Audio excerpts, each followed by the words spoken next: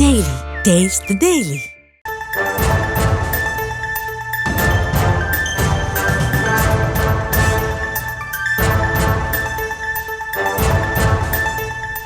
பாலியல் வழக்கில் மதபோதகர் ஜான் ஜெபராஜிற்கு நிபந்தனை ஜாமீன் வழங்கி சென்னை உயர்நீதிமன்றமானது உத்தரவிட்டுள்ளது. கூடுதல் விவரங்களோடு நமது செய்தியாளர் மதியழகன் இணைகிறார். வணக்கம் மதியழகன், இந்த வழக்கு தொடர்பான கூடுதல் விவரம்.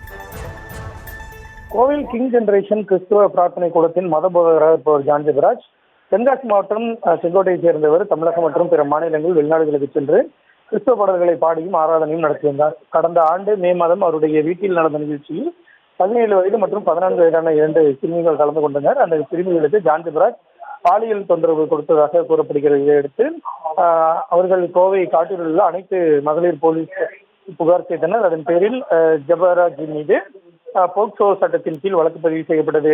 தன் மீது போக்சோ சட்டத்தின் கீழ் வழக்கு பதிவு செய்யப்பட்டு அந்த ஜான் ஜெபராஜ் தலைமறையாகிவிட்டார்.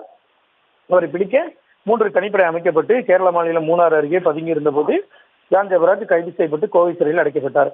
இதனையடுத்து அவர் ஜாமீன் கோரி சென்னை உயர்நீதிமன்றத்தில் மனு தாக்கல் செய்திருந்தார். இந்த மனு சென்னை உயர்நீதிமன்ற நீதிபதி எம் நிர்மல்குமார் முன்பு விசாரணைக்கு வந்தபொழுது காவல்துறை சார்பில் ஆஜரான வழக்கறிஞர் அருள் ஜான் ஜெபராஜை ஜாமீனில் விடுவித்தால் சாட்சிகளை கலைத்து விடார் என கடும் எதிர்ப்பு தெரிவித்தார்.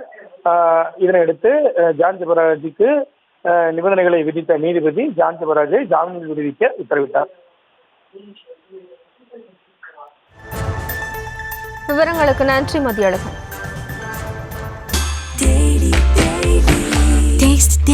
Taste the Daily.